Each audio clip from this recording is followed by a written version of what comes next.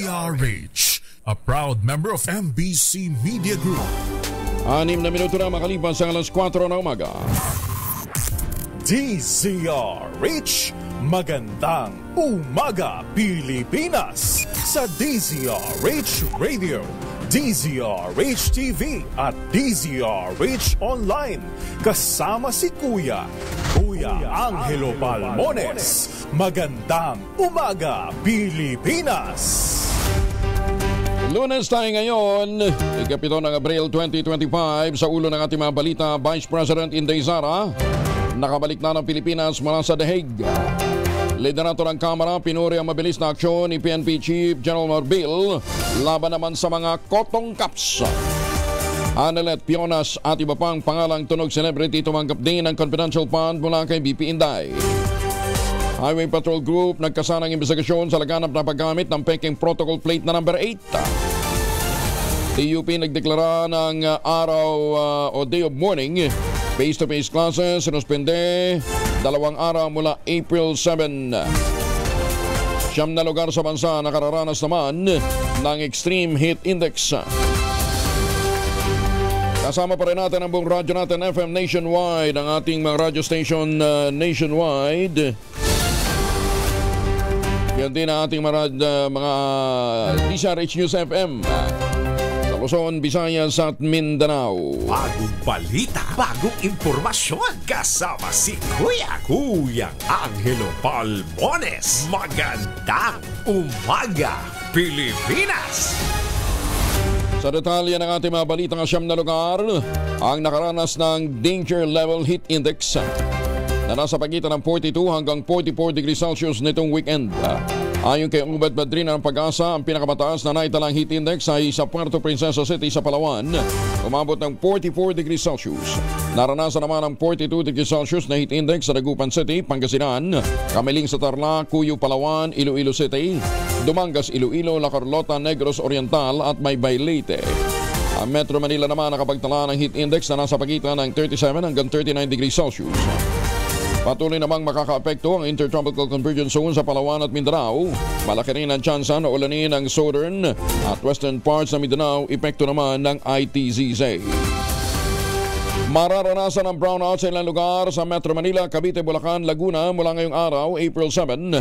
Tatagal yan hanggang April 11 dahil sa gagawing maintenance work ng Meralco.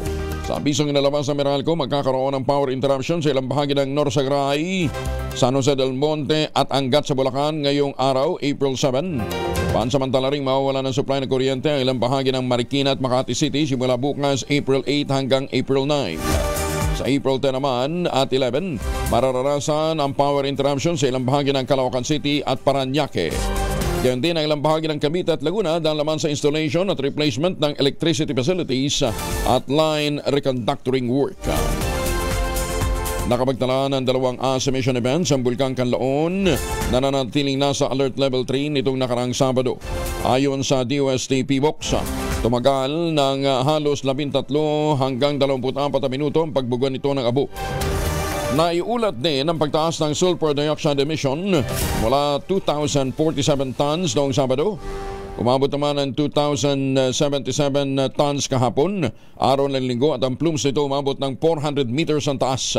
Maliban dito na monitor din ang 12 volcanic earthquakes na umabot din ng 13 hanggang 24 na minuto. Kaugnay nito, inirekomenda ng PBOX ang paglilikas na ng mga residente na nasa 6-kilometer radius ng Bulkang Kanlaon dahil sa posibleng biglaang pagsabog nito, magkakaroon ng lava flow, ashfall, rockfall, lahar at pyroclastic fall. Nagdeklara ng suspensyon ng face-to-face classes ang Technological University of the Philippines o TUP Manila. Simula ngayong Lunes ito, April 7, tatagal hanggang bukas, Martes. Kasunod ito ng pagkamatay ng isang 23 anyos na estudyante ng TUP matapos mahulog sa ika-4 na palapag ng gusali ng paaralan. Ayon sa Facebook post ng TUP USG Manila, ang suspensyon ng klase ngayong araw, April 7, ay bilang pakikidalamhati sa nasawing estudyante mula sa College of Industrial Education. Samantala magkakaroon din ng remote synchronous learning naman ng mga mag-aaral sa Martes, April 8 dahil sa schedule ng water service interruption sa area ng Maynila.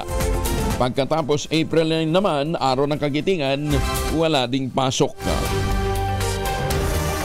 Iniimbestigahan na ng PNP Highway Patrol Group ang motoristang sangkot sa road rage matapos mabisto ng paggamit nito ng peking protocol plate number 8 o numero ng plaka ng mga kongresista.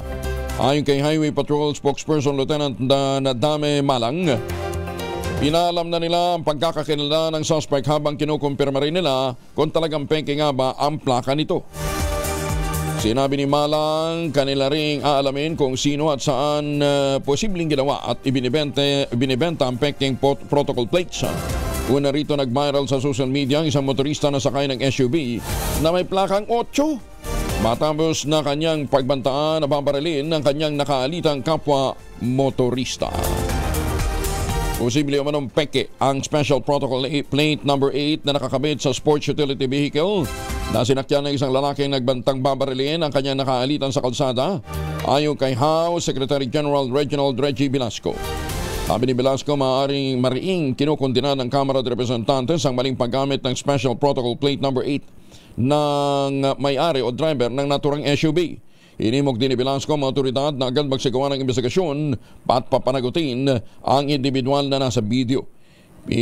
Piniliwanag ni Velasco na ang special protocol plate number 8 ay eksklusibong pinagagamit lamang sa mga kasalukuyang miyembro ng Kamara.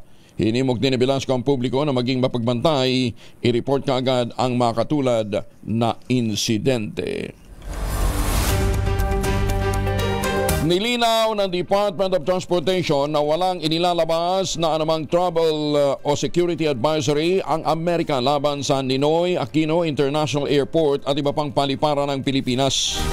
Kasunod ito ng kumalat na post sa social media kung saan makikita ang sinasabing travel advisory na nakadisplay sa Sacramento International Airport sa California.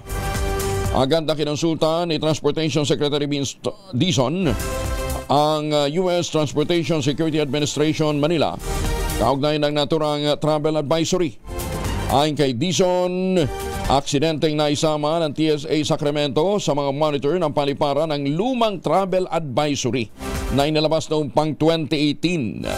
Ngunit na alis na rin noong 2019. Kaugnay nito, humihingi naman ng paumanhin ang TSA at kinumpirma rin ito na inalista nilang naturang lumang travel advisory nitong linggo ng umaga, April 6. Ayan ito yung advisory mula po sa DOTR. Formal lang pinasinayaan ng Philippine Amusement and Gaming Corporation o PAGCOR ang ika-49 na Social Civic Center naman sa Louisiana, Laguna. Ang 50 million pesos na pasilidad na itinayo sa barangay San Isidro. Maaaring itong magsilbi sa 22 kalapit ng mga barangay ng Louisiana, kinikilala bilang Little Baguio of Laguna. Ang dalawang palapag na struktura ay magsisilbing isang community hub at evacuation center sa panahon ng emergency. Makompleto ito Merong comfort room ang bawat palapag, multi-purpose open area, dining hall, kusina, first aid room. Meron pang storage space at breastfeeding room. Isa sa mga dumalo sa naturang inaugurasyon si PAGCOR Assistant Vice President for Community Relations and Services, Eric Malcos. Hinimok nito mga residente na maging responsable sa pagpapanatili at paggamit ng gusali upang ito'y tumagal at mapakinabangan pa ng susunod na relasyon ng mga residente ng Louisiana. Bagong balita, bagong impormasyon, kasama si Kuyang Angelo Palmones. Magandang umaga, Pilipinas! Publiko! Ang publiko daw po ay naiintriga sa biglaang paganda ni Yasi Pressman. Kaya naman, gitera naman. Ano ngayon kung gumaganda siya? Yung daw actress, nagparitoke nga ba? Alamin natin mula kay Morley Alinio. Morley, good morning.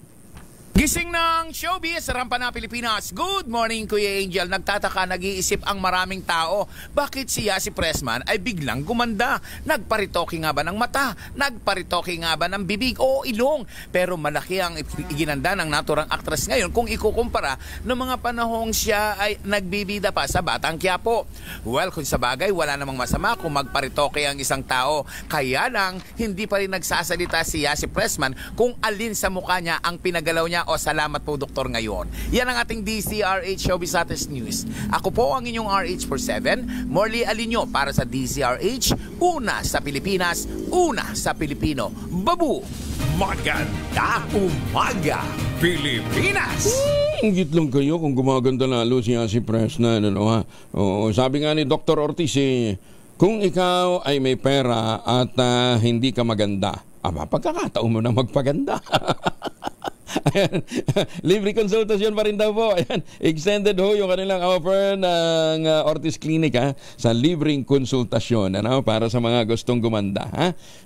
Kasi nga naman, kung ikaw hindi pa rin kagandahan, ikaw naman may kakayahan, ayan, yan yung malinaw na iyong kasalanan.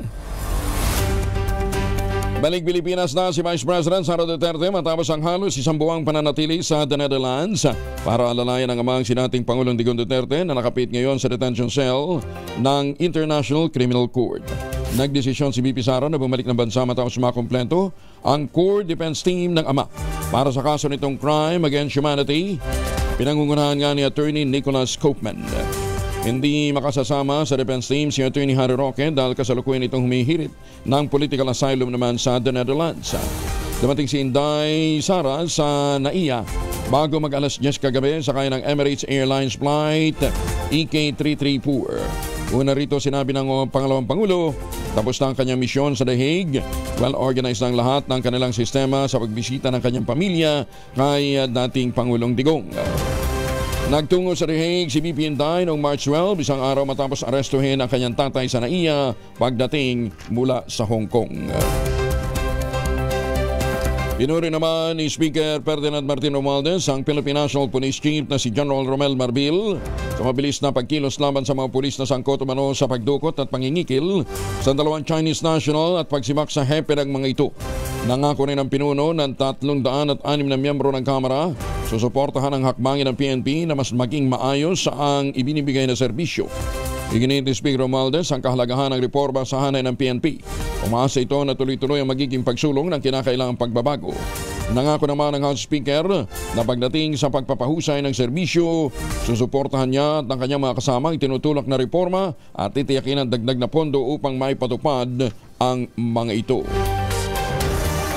Pinuri din ang mga pinuno ng Kamara de Representantes si Philippine National Police Chief General Romel Marbil sa mabilis ngang pag-aksyon laban sa mga pulis ng Eastern Police District at District Special Operations Unit na nasangkot sa pangungutong sa dalawang Chinese national sa Las Piñas.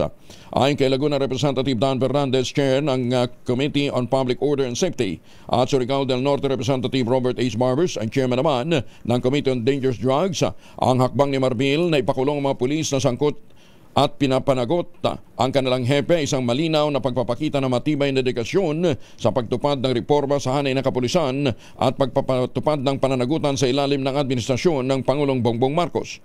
Sinabi ni Fernandez na ito ang uri ng aksyon na hinihintay ng publiko, sibakin ang mapapatunayang mga pulis na sangkot sa katiwalian. Smart Tacloban Indoor at Vertical Farming Project sa Tacloban, malapit na pong matapos. Detalye na balita mula kay Jimmy Angay-Angay, RH32. Maupay nga aga, Jimmy. Halos makompleto ng Tacloban Smart Indoor at Vertical Farming Technology Projects. Ito ang sinabi ni Tacloban City Agriculturist Romilo Anadi. Ito rin ang kaunanahang proyekto sa Eastern Visayas. Nagkakahalagang 2.3 milyong piso ang proyekto sa Liti Park Grounds sa lungsod ng Tacloban na pinunduhan ang Department of Science and Technology. Bilang pilot city, ang Tacloban ay mag-showcase ng climate smart farming technology. Nag-alayo masuportahan ang year-round agricultural production sa likod ng climate change. Ito ay promotion din sa urban gardening ng mga magsasaka, makakabenepisyo ng mababang labor cost na kunti ang gamit na tubig, walang soil degradation, pesticides at herbicides. Ang proyekto ipapatupad ng City Agriculture Office na inasahan. Malaki ang magiging income ng mga magsasaka na isang technology na dinisenyo na calamity prone Eastern Visayas. Mula dito sa DYV Election Radyo Tacloban, ito si Arstratito Jimmy Angay-Angay para sa DZRH, una sa Pilipinas, una sa Pilipino. Dagang salamat, Jimmy Angay-Angay. 21 minutos na makalipas ang alas 4 ng umaga, mga misis. Amoy araw ba si Mr. pag-uwi galing ng trabaho, abay Italian sa germs sa katawan nila. Para labanan ang amoy araw at amoy pawis, gumamit ng Shield Bath Soap regularly. Unbeatable ang Shield sa paglaban sa germs versus another brand by Shea Butter. Pampalambot ng kuti sa presyong abot kaya 12.50 SRP. Kaya naman, recommended ito ng Philippine Nurses Association.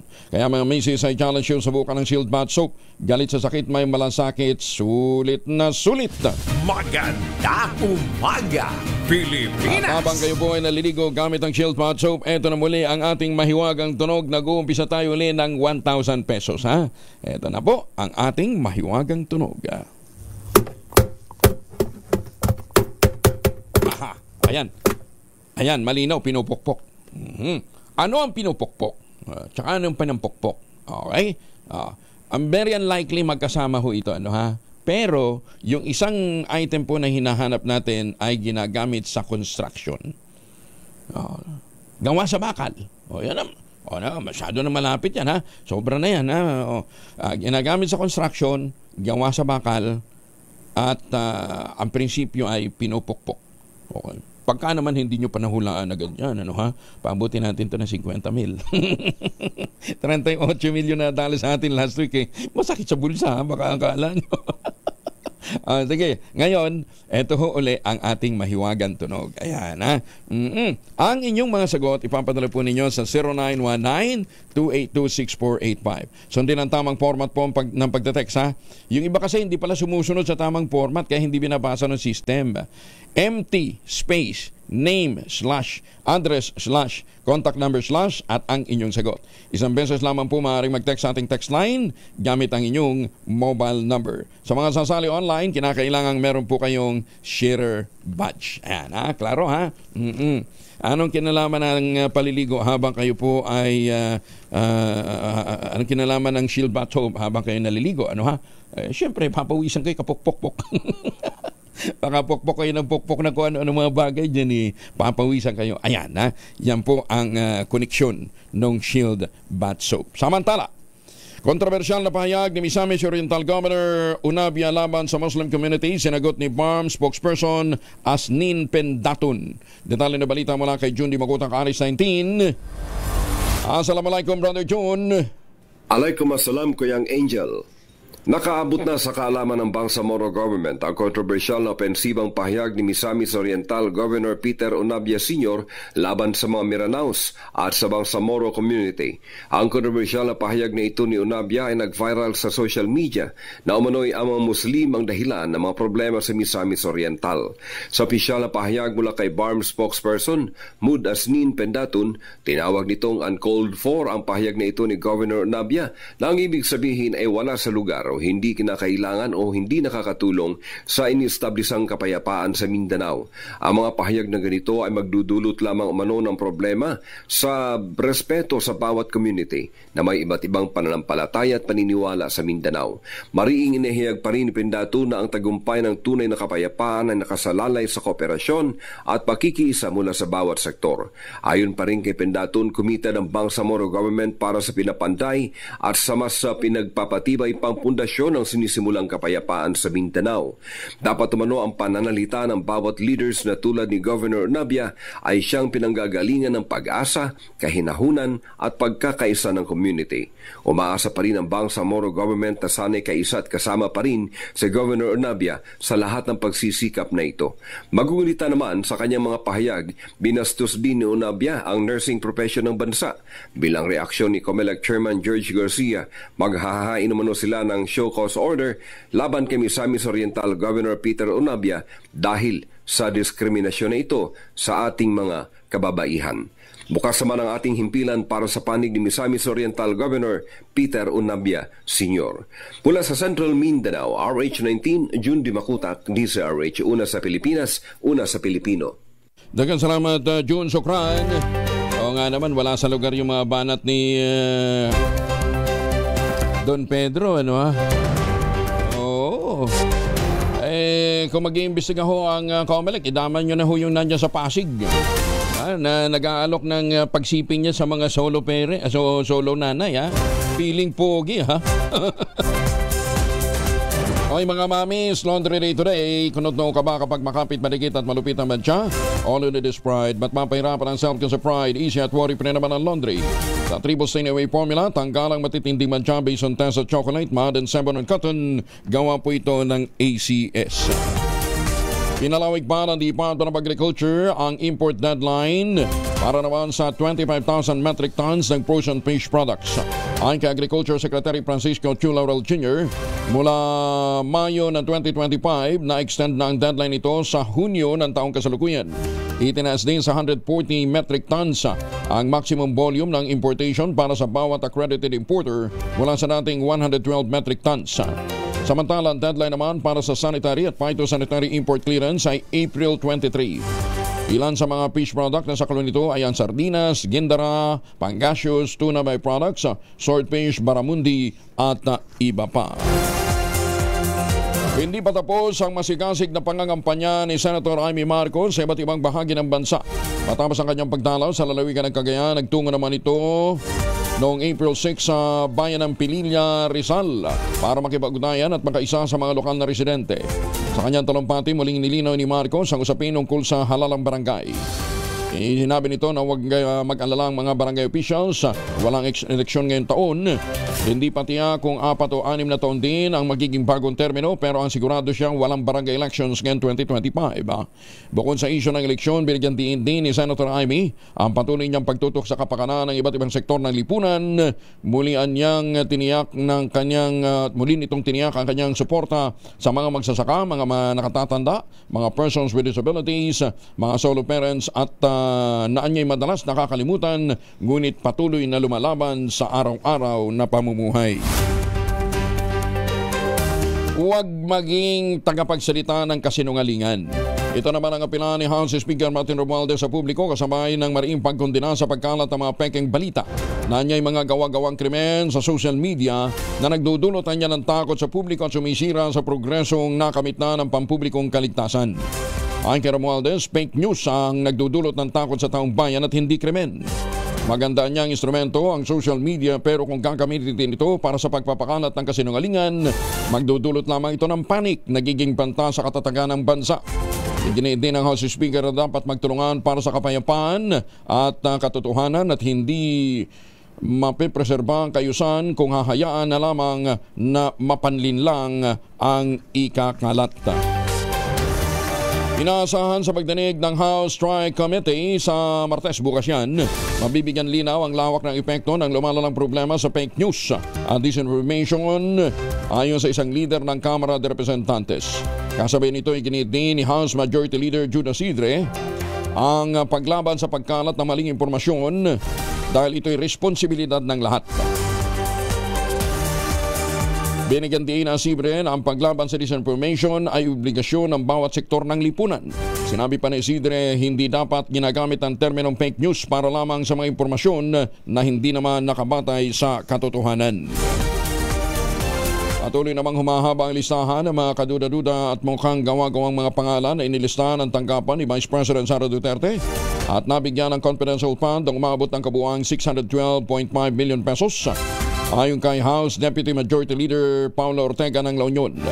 Sinabi ni Ortega na kabilang sa mga bagong natuklasan ay sina Hanelet Camille C., Fiona Biong, Fiona Villegas, Fiona Ratines, Ellen Magellan, Erwin Ewan, Gary Tanyada, Joel Linangan, mga pangalan tila hango o malapit sa pangalan ng mga kilalang personalidad sa bansa. Ayon kay Ortega, ang paulit-ulit na paggamit ng kadudadudang pangalan upang bigyan ng katuwiran ng paggastos ng confidential fund ay nagpapalakas ng hinala sa publiko na sinadya ito upang itago kung saan man napunta ang pondo. Patuloy naman ay sinusulong ni Mr. Malasakit Senator Bongo ang pagtatayo ng Super Health Center sa malalayong lugar upang ilapit ang serbisyo medikal sa mga Pilipino. Sa inaugurasyon ng 2 Super Health Center sa Capiz, sinabi ni Senator Go, ang chairman ng Senate Committee on Health, mahalagang mailapit sa mga tao ang serbisyong medikal. 3 sa mga prioridad niya ay ang mga batas at mga programang tulad ng Malasakit Centers Act, Regional Specialty Center Act at Super Health Centers. May gitna sa 700 na mga Super Health Centers ang napondohan Sa pakikipagtulungan ni Senator Go at ng Department of Health, mga lokal na pamahalaan, katuwang ang mga kapwa mambabatas. Hindi na kinakailangan pang bumiyahe ng malayo dahil pwede nang magpagamot at magpakonsulta sa pinakamalapit na Super Health Center sa komunidad. Masaya po ako na nalagyan dito ng Super Health Center kasi malayo po. Sabi nga ng ating pinalangga na mayor na si Mayor Tano Escolin, sabi niya malayo itong lugar ninyo papasok. Kanina nga papasok dito. So sabi ko yung mga buntis, mga check-up, minor cases, dito na kayo gamutin, di ba? Dito na kayo magpatambal.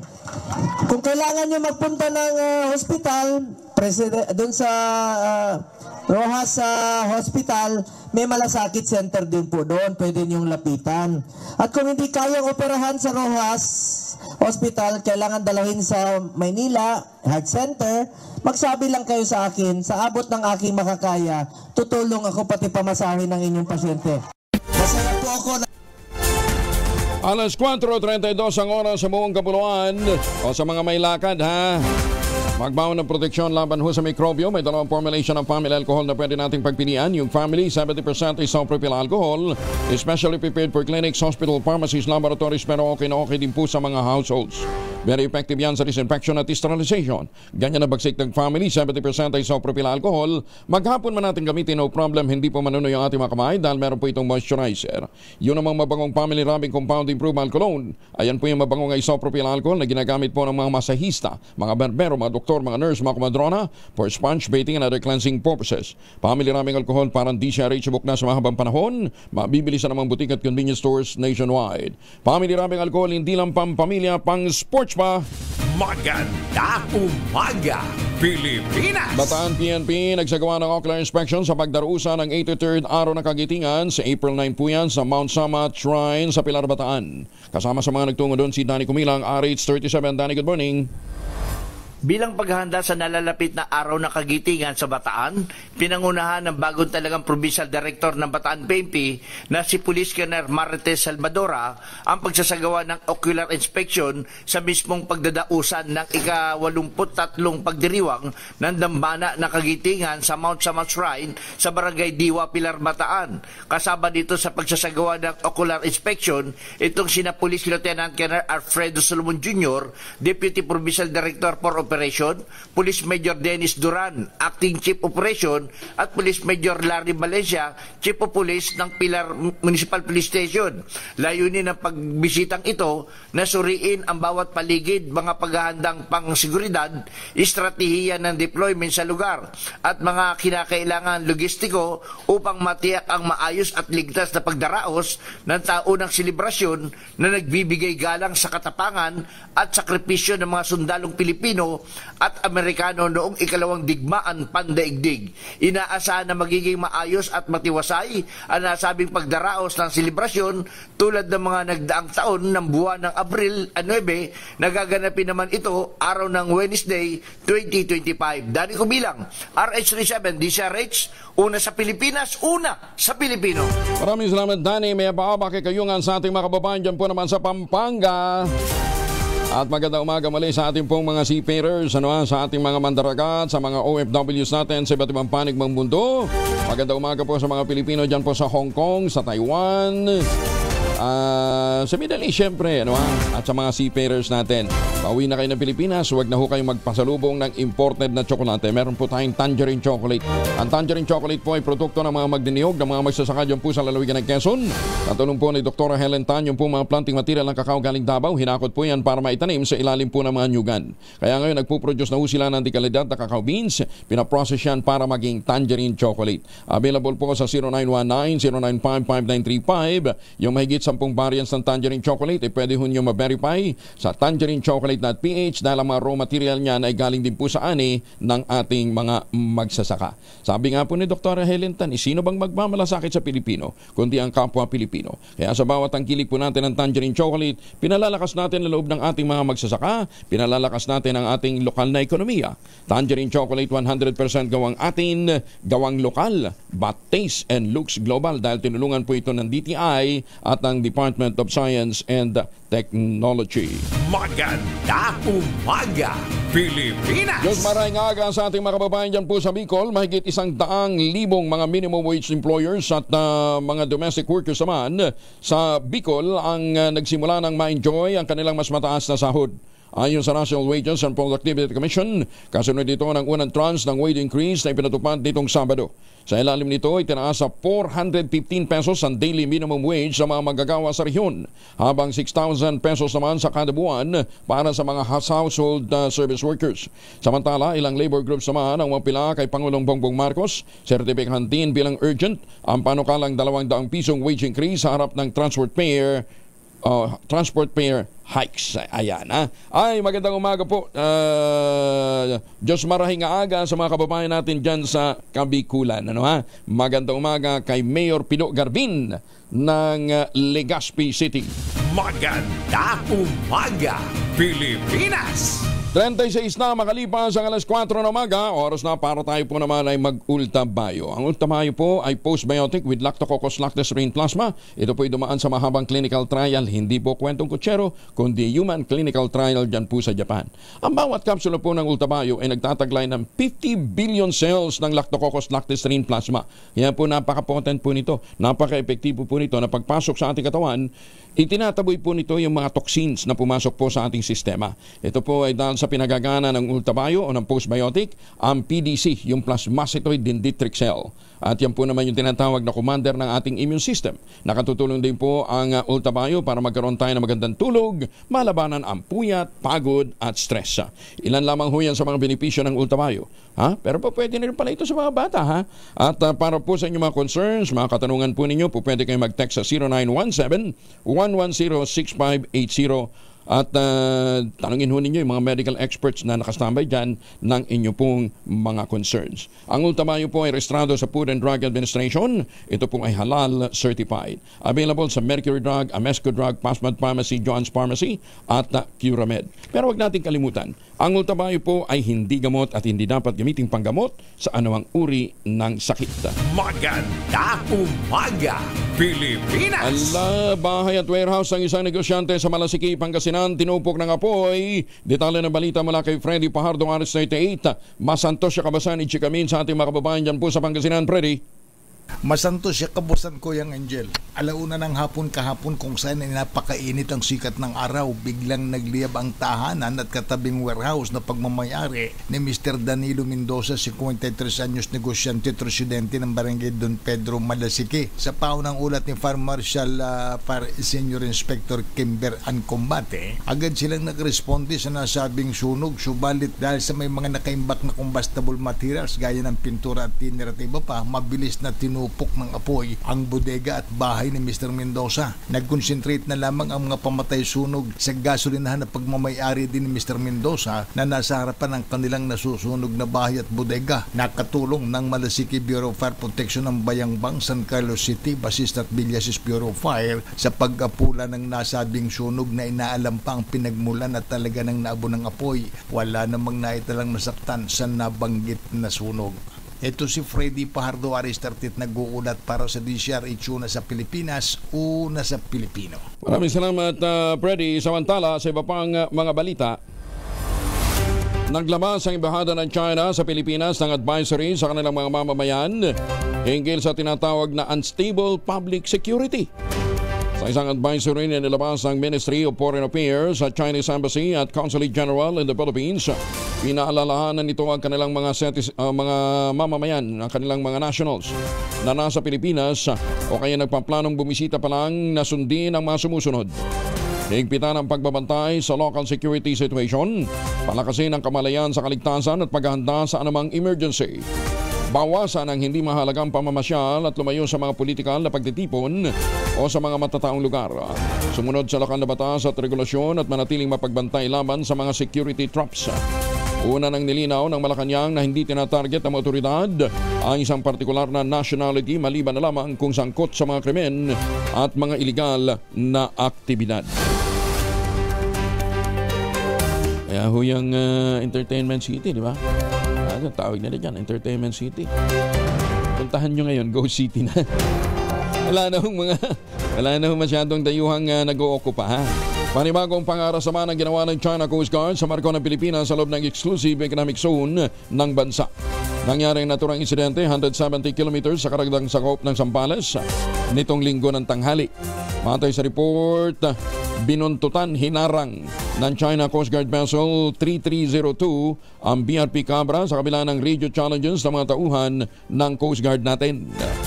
Ayon sa spokesperson for West Philippine Sea, Commodore J. Tariela, may pagkakataon pa sana na nasa 16 na kilometro lamang ang layo ng barko ng China sa BRP Cabra, pero nagawaan niyang makaiwas ng barko ng Pilipinas sa posibleng banggaan.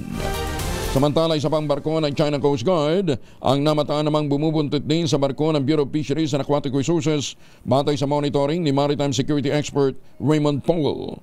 Ayon kay Powell, binuntutan ng isang Coast Guard vessel ng China ang BRP Dato Bangkao kahapon, 100 nautical miles mula sa Busuanga Island sa Palawan. Habang sa Northern Batanes naman, isang Chinese research vessel ang namataan matapos ang pagbisita ni US Defense Secretary Pete Hegseth sa Pilipinas.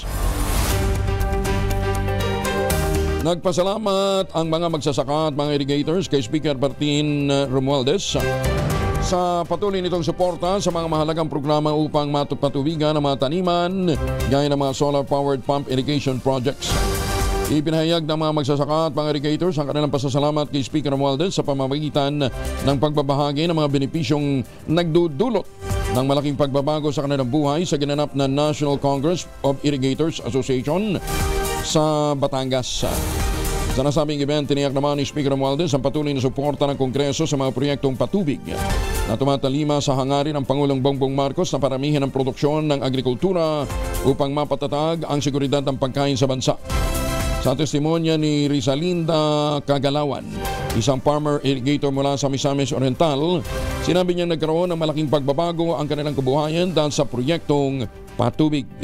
Inihayag naman ni National Irrigation Administration Administrator Eduardo Eddie Guillen ang pasasalamat ng mga magsasaka para sa suporta ng Kamara na pinamumunuan nga ni Speaker Romualdez. Samantala, lalaki sa Northern Samar balak magpakamatay. Ginilitan at pinagsasaksak ang sarili sa loob ng simbahan. Kaya lang, critical pa rin ho siya hanggang ngayon, ha? Detalye ng balita mula kay Jane Galit Bantayan, RH34. Jane, good morning. Naabutan naman ng mga residente ang isang lalaki na naliligo sa sariling dugo sa loob mismo ng isang simbahan ng Barangay Mabini, Bayan ng Katarman, Northern Samar, matapos na hindi ito matuluyan sa plano sana nitong pagpapatiwakal. Sa post sa Facebook ng isang residente na si Connie De Lorino, ang nasabing lalaki ay kinilala sa kanyang pangalan na si Edgar at residente na nasabing barangay. Ginilitan nito ang kanyang braso at pinagsasaksak ang bahagi ng kanyang tiyan. Pinaghihinalaan na may pinagdadaanan itong matinding problema dahilan ng matinding depresyon. Agad naman ay isinugod ng mismong mga residente sa ospital ang hinang-hina ng katawan na nasabing biktima. Kasalukuyan ito nagpapagaling sa ospital at patuloy na inoobserbahan ng mga doktor matapos na magtamo ng malalim na mga sugat.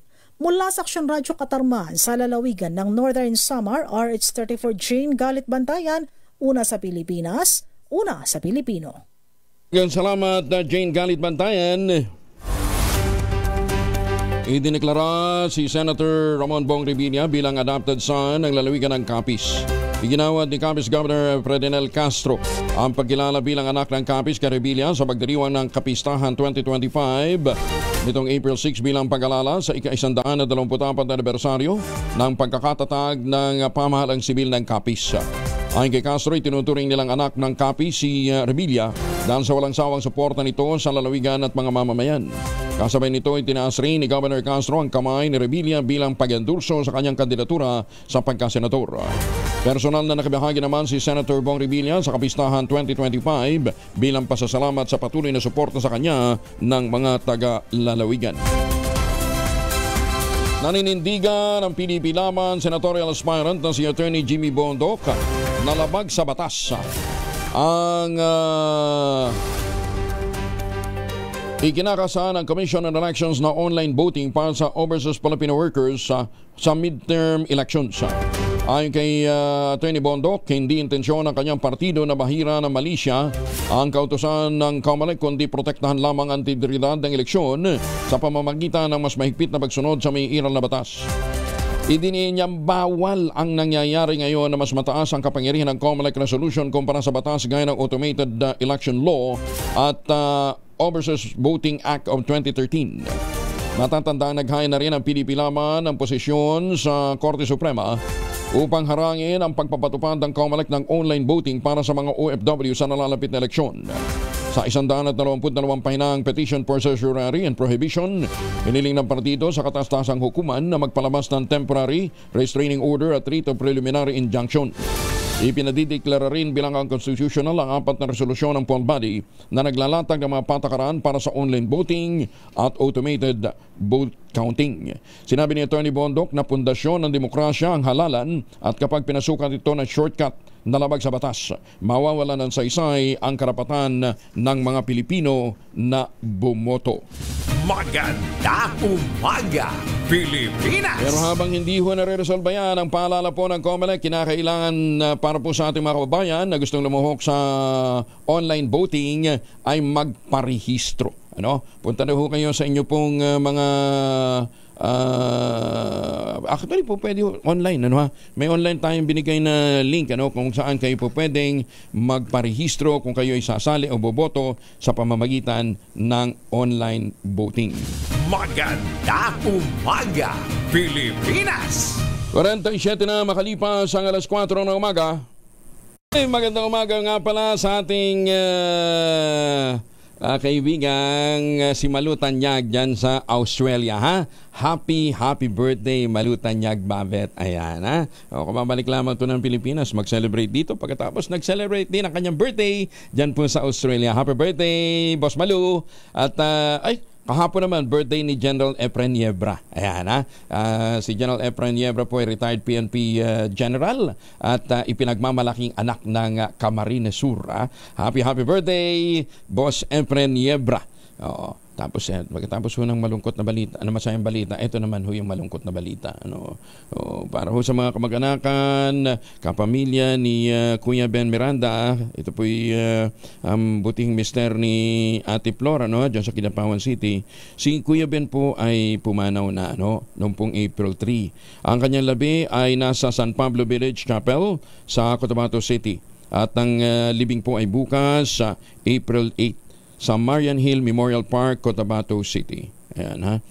Muli, ang ating pong pakikiramay sa mga pamilya na ulila at mga mahal sa buhay, lalong-lalo na kay Ate Flor, ni pagmanaw ni Kuya Ben Miranda. Ito pang hindi magandang development. Yung kaklase ko nung high school, Oo, roommate ko ito eh. Kahilaran namin sa upuan kasi alphabetical kami nun eh. Si Rayol Birino, Rayo M. Portis, pumano naman noong April 3 din, Ang labi niya ay pwede na hong i-view April 7 hanggang 11 sa Chapel 206 na Sanctuarium dyan po sa Araneta Avenue, Quezon City. Ayan, sa mga naulila din ho ng pagpanaw ni Rayo, sa nalungkot sa pagpanaw ni Rayo Ortiz, kami po'y nakikiramay. Magandang umaga, Pilipinas! Sana magpadala kay Kuya Ben ng bagong snack food ho ng ng WL Foods, ito yung tagagawa ng Sam's Coffee. Meron na silang bagong product ngayon, Ayan, Danish cookies, pero yan po gawang lokal. Basta gawang lokal, supportahan ho natin, sarap niyan, isabay natin ho sa kape, Ayan, magandang umaga. Uy, congratulations nga pala sa Batang Quiapo. Doon ho sa huling survey po ng Tangeray sa mga party list na lalaban po sa susunod na eleksyon. Pasok ho ang Batang Quiapo sa top 20 ng mga party list na lalaban para po sa susunod na eleksyon. Pati yung PBP ni Comgoyo Larrazabal pasok din, so Batang Quiapo at saka yung PBP pasok sa pinakahuling survey ng Tangeray. Magandang umaga, Pilipinas. And speaking of darating na eleksyon, eto ho naman si dyan ho sa mga taga-Romblon, makinig ho kayo. Ayan, yan. Pre-voting enrollment, kinakailangan po yan sa internet voting. O sa mga taga-Romblon, wag naman natin kalimutan, number 8 sa balota, Bing Solis, para sa sangguniang panglalawigan, bigay todo ang serbisyo. Ayan, Mambing, magandang umaga. Kasama ho natin yan sa radyo natin nationwide. Magandang umaga, Pilipinas. Samantala, full support naman si Senator Go sa mga kabataang atletang Pilipino sa pagbubukas ng 2025 PRISA Games sa Cagayan. Ayon kay Senator Go, Chair ng Senate Committee on Sports and Youth, isa ring atleta, mahalaga ang pagsusulong ng sports sa Pilipinas. Isang paraan na nakikita ni Senator Go na palakasin ang sports sector ay para mailayo ang mga kabataan sa ilegal na droga, at ito'y matibay na suporta para sa iba't ibang mga programa para sa private sector at grassroots level. Isa sa mga programa na full sports ni Senator Go ay ang Private Schools Athletic Association o PRISA.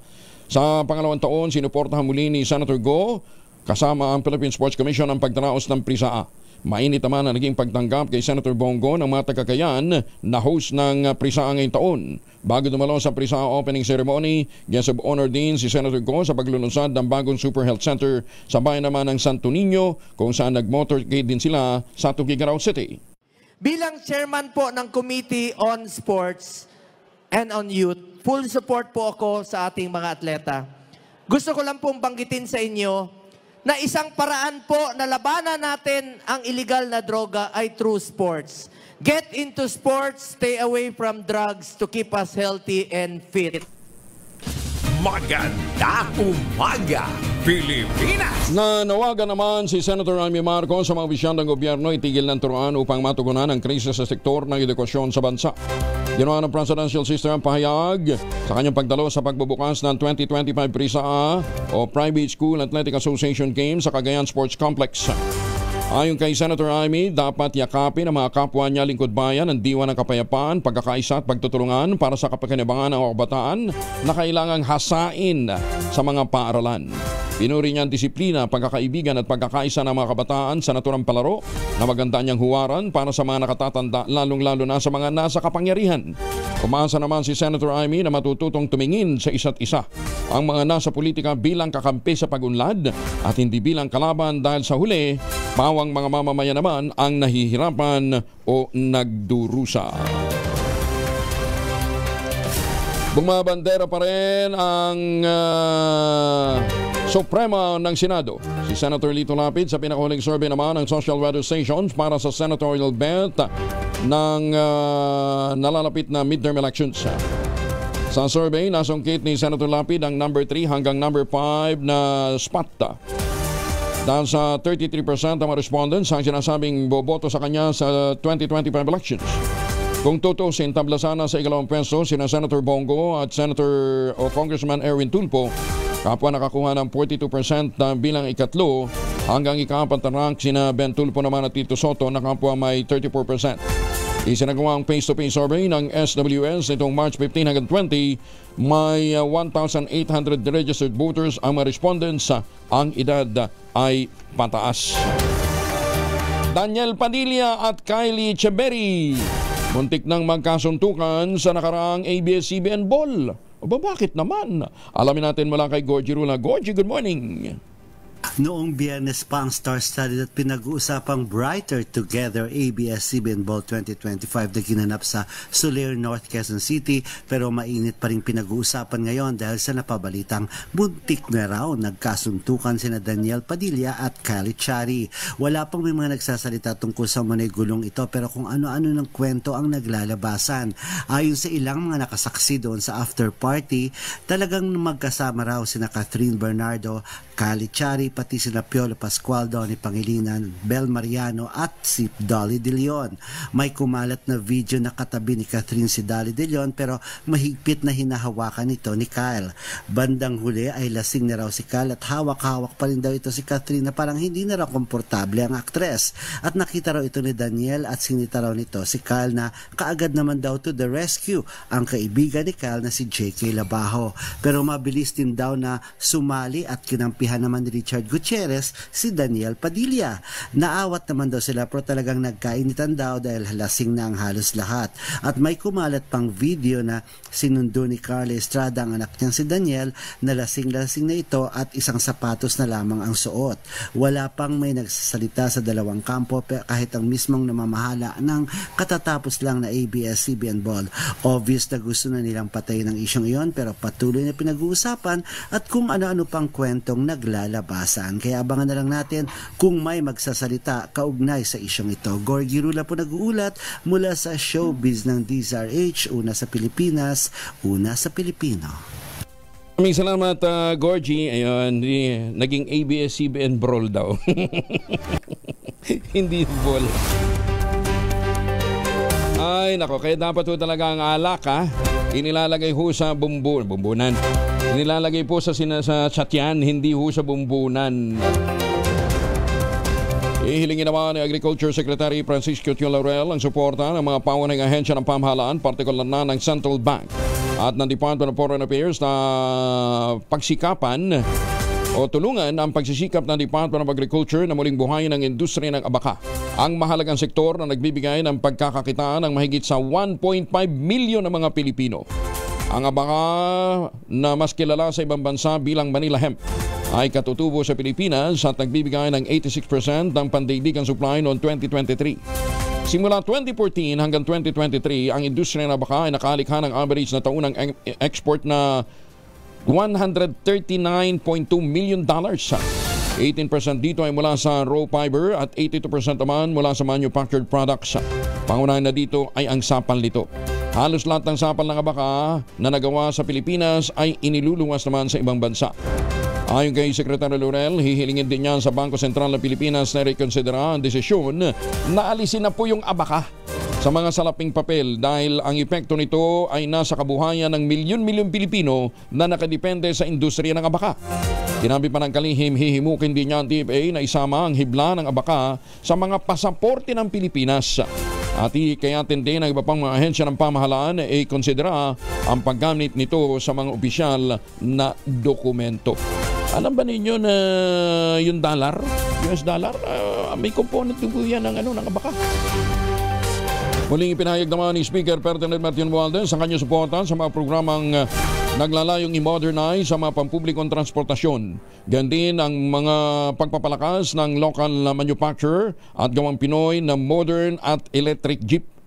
Nakipagpulong si Romualdez sa mga opisyal ng Francisco Motors, partikular na sa chairman nito na si Elmer Francisco at president nito at CEO na si Dominic Francisco at iba pang leader ng Transport Group sa isinagawang Modern Jeepney Showcase sa main wing ng Batasan Pambansa Complex nitong Sabado ng hapon.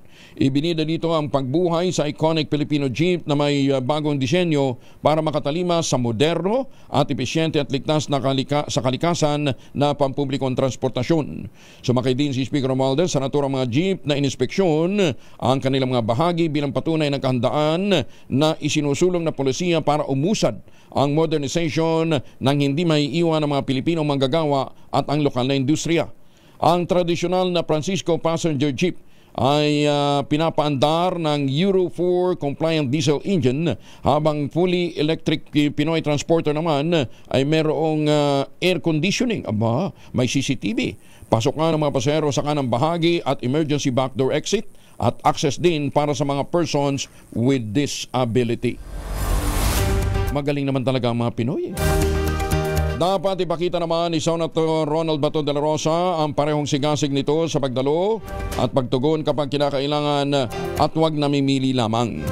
Ito naman ang pinahayag ng House Committee on Overseas Workers Affairs Chairman na si Judas Sidre bilang tugon sa biglang pagdalo ni Senator de la Rosa sa pagdinig ng Senadong pinamumunuan naman ni Senator Amy Marcos matapos maglaho ng ilang linggo Kasunod ng pag-aresto kay Mayor Digong, kaugnay ng kasong kinakaharap nito sa International Criminal Court. Sa pagdinig ng Senado sa unang pagkakataon ay nakita ang senador matapos ang ilang linggong pagkawala na nagdulot nga ng mga usapin tungkol sa kanyang pinipiling paglutang. Nilinaw naman ng Isidre na tulad ng ibang mga mababatas, may karapatan at tungkulin din si De La Rosa na dumalo sa mga opisyal na gawain ng Senado kahit sa panahon ng kampanya. Ipinunto din niya na walang legal na hadlang sa ngayon na pumipigil kay Bato o Senator Bato na tuparin ang kanyang tungkulin bilang mambabatas at ikinalulugod ng Kongreso ang pagbabalik nito sa mga sesyon ng Kongreso. Mga kayo ho ay naghahanap ng magandang investment opportunity para po sa ating mga kababayan na pabalik ho ng Pilipinas o gustong mag-invest sa Pilipinas. Tuloy pa rin po yung halok sa atin na pinakamurang ready for occupancy unit sa buong housing industry with easiest term, 5% na lamang ang down payment. Pwede pang gives. Ang tinutukoy po natin yung proyekto ng Westchester Realty dyan po sa Central Luzon, yung si Vera Mabalacat, si Vera Bacolor at saka sa Mira. Matawag na po kayo sa 0996-501-5555 o dili kayo sa 0947-434-5555. Ito pa rin ang pangarap magkaroon ng sariling bahay sa presyong abot kaya. Nasa loob po ng township ang eskwelahan, simbahan, grocery store, palengke, pati munisipyo. Napakalapit lamang po niyan sa Clark International Airport at Clark Economic Zone. Ito pa rin ang pangarap magkaroon ng sariling bahay sa presyong abot kaya. Maganda umaga, Pilipinas! 2 minuto makalipas ang alas 5 ng umaga. This time check is brought to you by Manila Broadcasting Company. DZRH, a proud member of MBC Media Group.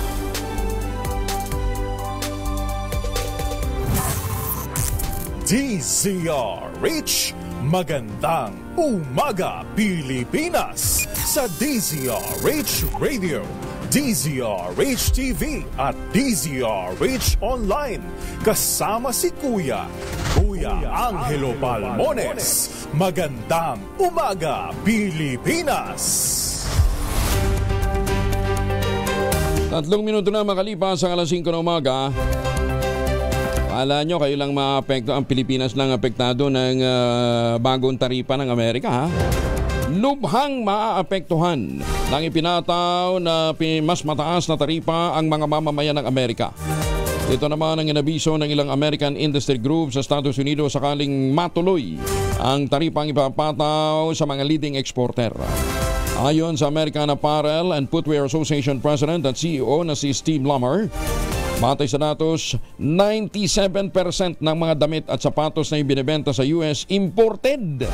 Karamihan ng mga ito ay galing po sa Asia. Magugunit ang inanunsyo ni US President Donald Trump, 54% ng mga taripang ipapataw nito sa lahat ng Chinese goods na papasok sa US. 46% ang galing sa Vietnam, 49% ang Cambodia, 37% ang sa Bangladesh na pangunahing supplier ngayon ng tela at 32% naman sa Indonesia. Sinabi ni Lamar na kung itutuloy ito, tiyak na lubhang maapektuhan ang mga consumer ng Amerika. Pero dito sa Pilipinas, magandang pagkakataon nga ito eh. Dahil mapapalakas natin ang ating export, ano ha? Sa ibang bansa. Kung ayaw ng Amerika, diwag. Alamin muna natin ang magiging lagyan ng panahon mula po sa Pag-asa. Kasama natin si Kaobet Madrina. Kaobet, good morning. Magandang umaga po, Sir Angel. Magandang umaga sa lahat ng mga tagapakinig natin. So ngayon nga po, wala naman tayong minomonitor na low pressure area pero patuloy yung epekto ng Intertropical Convergence Zone or yung tinatawag nating ITCZ sa may southern part ng Mindanao. Kaya medyo may pagulan po no, na mararanasan sa Barm, Zamboanga Peninsula at gayon din sa Palawan. Dito naman sa Metro Manila, asahan pa rin natin medyo mainit na panahon pero posible pa rin ang mga isolated o pulupulong pag-ulan, pagkidlat, pagkulog at sa ngayon din wala po tayong nakataas na gale warning, Sir Angel, kaya po sa mga maglalayag sa ating mga karagatan, ligtas na pumalaot ang mga sakyang pandagat maliliit na mga bangka sa mga baybayin ng ating bansa. Sir Angel, yan po ang magiging lagay ng panahon mula sa Pag-asa Weather Forecasting Center, Obet Badrina. Magandang umaga po. Obet, meron kasing palarong pambansa sa Cagayan. Anong init na inaasahan natin doon?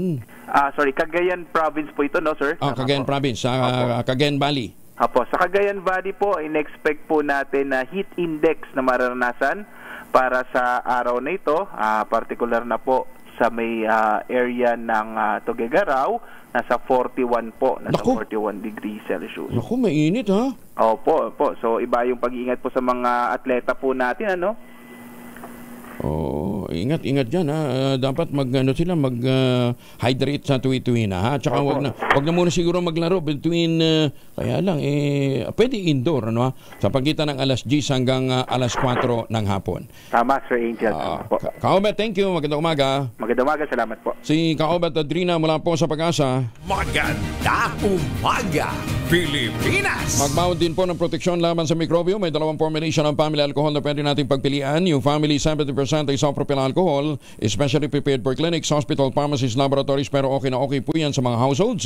Very effective po yan sa sterilization at disinfection. Ayan, sa pagdi-disinfect.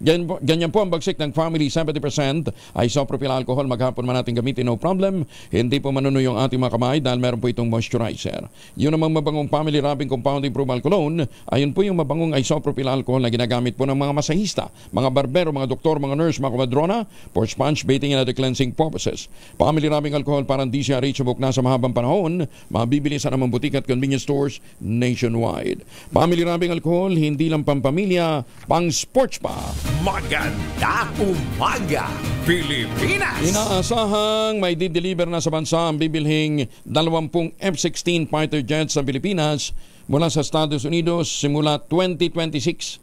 Next year pa pala, hindi pa ngayon. Hanggang 2027. Ito naman ang sinabi ni Philippine Ambassador to the US, Jose Manuel Romualdez, matapos aprobahan ng Amerika ang pagbebenta ng $5.58 billion na halaga ng fighter jet sa Pilipinas. Sana hindi ito apektado ng tax increase, ano ha? Hindi. Palabas naman pala, ano ha? Hindi naman pala papasok.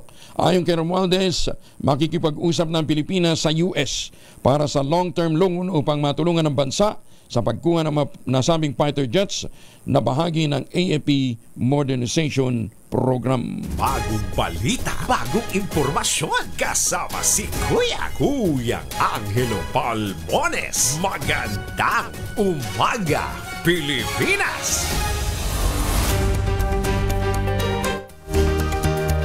Siyam na minuto na makalipas sa alas 5 na umaga, dumalo si Senator Amy sa isang lokal na rally ng Parañaque kung saan binanggit niya ang kahalagahan ng sapat at konkretong tulong para naman sa mga solo parent. Labis ang hirap nila. Sila ang takbo ng takbo sa trabaho, todo kayod, pero walang sapat na tulong. Ibinida niya ang Magna Carta for Solo Parents na bagamat isa ng batas, wala pa ring malinaw na pondo o sustento. Umaasa naman si Senator Amy na lubusang may patutupad ito upang matugunan ang tunay na pangangailangan ng mga solo parent ng Parañaque at yan din sa buong bansa. Mainit ang naging pagtanggap sa senadora at nasiglang nakihulubilo ito sa mga lokal na kandidato at mga residenteng dumalo sa naturang rally. Napag-uusapan na lamang po ang lokal na kampanya, no ha? Pinabulaan na naman ni Bulacan 6th District Representative Salvador Cador Pleito ang akusasyon ng harassment threats at namang uri ng intimidation na ipinupukol sa kanya.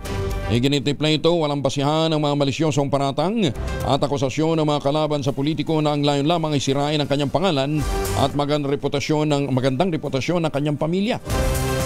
Idinagdag pa ni Congressman Pleito, wala siyang kalaban sa pagkakongresista sa kanyang distrito, kaya't lalong walang dahilan upang gawin niya ang ibinibintang laban sa kanya.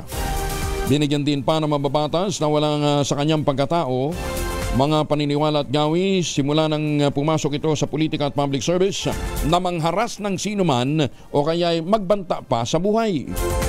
Samantala, sinabi rin ng kongresista na noon pang 1 taon kumakalat ang gawa-gawang kwento dahilan upang noon pa lamang unang bahagi ng 2025, lumiham na siya kina Justice Secretary Boying Remulla at National Bureau of Investigation upang magsagawa ng impartial at independent investigation sa mga kumakalat na akusasyon.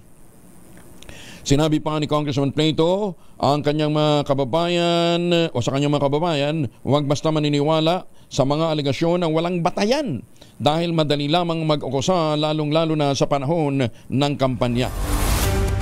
Panawagan din ni Pleito sa lahat ng mga kandidato, mag-focus na lamang sa pangangampanya, tigilan na ang maling estilo ng pamumulitika tulad ng character assassination at pagpapakalat ng misinformation. Kontakin nyo kung kailan panahon ng kampanya, saka magpapahil ng reklamo. Kakaiba din talaga itong mga kalaban. Pagka talaga politika, local politics ang pinag-uusapan, di ba? Lahat ng nakatagong sikreto, mabubuyang-yang. Pero mas malupit naman itong nangyayari dito sa Quezon City, di ba? Mag-asawa yung nagbabangay. Hindi ko sila magkalaban sa politika. Si Congressman Marvin Rillo, tumatakbong kongresista. Yung kanyang asawa, tumatakbong konsihal. O kaya lang, baka bukas makalawa, marinig natin parang itong baka parang si dating Comelec Chairman Andy Bautista, di ba? Ang nagharap ng ebidensya, yung misis. Kaya yun, nasampahan ng demanda. Hindi nga lang, nasampahan ng demanda parusahan pa si Andy Bird. Nang ito po ay humarap sa kaso niya sa Amerika. Ayan, mabigat yung mga paratang ni Konsihala Amy Rillo laban sa kanyang mister na si Congressman Marvin Rillo. Paano naman si Congressman Marvin Rillo? Para daw talagang na-inlove ng todo, nabaliw sa isang artista, artist ng isang malaking channel. Ayan 6.8 million pesos talaga na siya na recover sa Arayat, Pampanga. Meron pang isang high-value individual ang na-arresto. Detalye na balita mula kay Grace Ansano, RH25. Grace, good morning. Good morning, Angel. Arestado ang isang 48 taong gulang na itinuturing na high-value individual mula sa bayan ng Arayat, Pampanga kahapon pasado alas 2:50. Nagkakahalaga naman ng nasa 6.8 milyong halaga ng shabu ang na-recover kay alias Ramil at hindi na nakapanglag sa ikinasang anti-drug operation ng Police Intelligence Unit ng Arayat at ng Provincial Intel Operatives. Na-recover din ang 5,000 pesos na ginamit bilang mark money ng mga naturang individual na kasama nga sa naturang anti-drug operation. Sa ngayon, hawak na ang naturang high-value individual ng local police ng bayan ng Arayat at ito ay nakatakda ng sampahan ng paglabag sa tinatawag na Republic Act 9165 o itong anti-illegal drug. At sa ngayon, ayon nga sa Regional Director ng PNP sa Central Luzon na si Police Brigadier General Jean Fajardo, tuloy-tuloy ang kanilang mga anti-drug operation para nga sa pagsugpo ng illegal drug sa Region 3. Yan ang ating update. Ito si RH25, Grace Vera Sansano. Una sa Pilipinas, una sa Pilipino. Magandang umaga, Pilipinas! Salamat, Grace. Samantala, isusulong naman ng Comadrona Party List ang malusog, makataong lugar ng trabaho para sa mga manggagawang Pilipino hanggang sa health sector. Binigyan din ni Attorney Piona Itona na hindi lamang sapat na sahod at job security ang dapat ibigay sa lakas pagawa, kundi maging ang pagpapahalaga sa kanilang mental at emotional health. Sinabi niya na ang mga pag-aaral ng Great Place to Work Philippines, kung saan bumaba ng 78% ngayong taon ang bahagda ng mga empleyadong itinuturing na psychologically at emotional healthy ang kanilang workplace mula 82% noong 2023. Tatlong puwersa niya ang binanggit ditong nagpapabago sa mga lugar ng trabaho nang mas mabilis kaysa sa dating kabilang na dito, yung technological advancement at AI integration. Expectation ng Gen Z sa kanilang trabaho at ang mga hamon sa ekonomiya na nakaapekto naman sa job security. Kaya ayon kay Attorney ito na dapat magtatag ng mental wellness standard sa lahat ng lugar ng trabaho, gaya ng pag-oobliga sa pag-adapt sa psychological, safety at wellness guidelines sa pakikipagtulungan ng mga concerned agencies.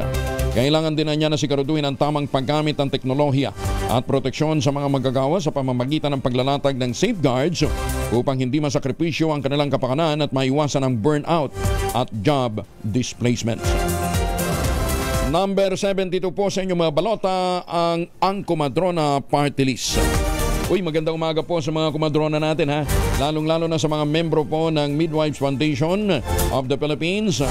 At katatapos naman ng convention ng Philippine League of Government and Private Midwives dyan po sa Bacolod.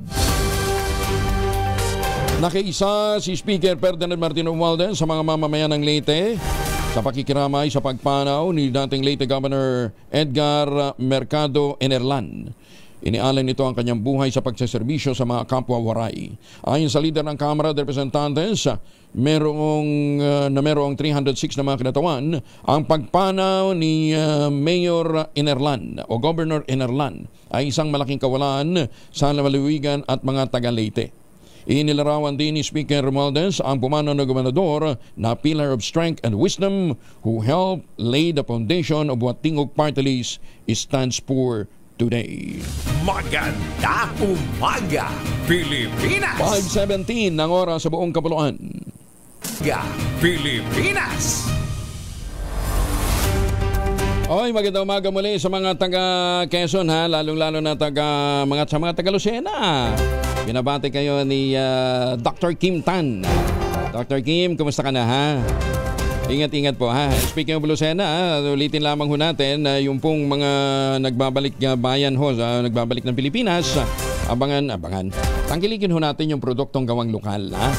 But taste and looks global, yan po yung tangerine chocolate. Sa tulong po ni Dr. Helen Tan, yung po mga planting material ng kakao galing Davao, hinakot po yan para maitanim sa ilalim po ng mga nyugan. Kaya ngayon ay nagpo-produce na ho sila ng sarili nilang brand ng tsokolate, ang tangerine chocolate. Available po yan sa 0919-095-5935. May mahigit 10 variants po ang tangerine chocolate ha, na available po. Check po ninyo sa tangerinechocolate.ph. Ang mga raw material niyan ay galing din po sa ani ng mga magsasaka.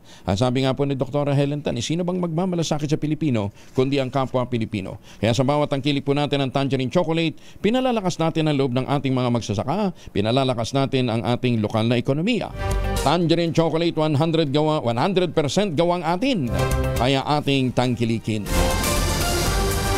25, makalipas ang alas 5 ng umaga, samantala, teka muna, batiin muna natin ang magandang umaga, yung pong ating Midnight Singers, ha? Diyan po sa San Diego, California, si Tita Cora, si Sir Art, si Tita Linda, si Tito Manny, at saka ang kanilang lead vocalist na si Jun Yambao, ayan, ha? At siyempre, si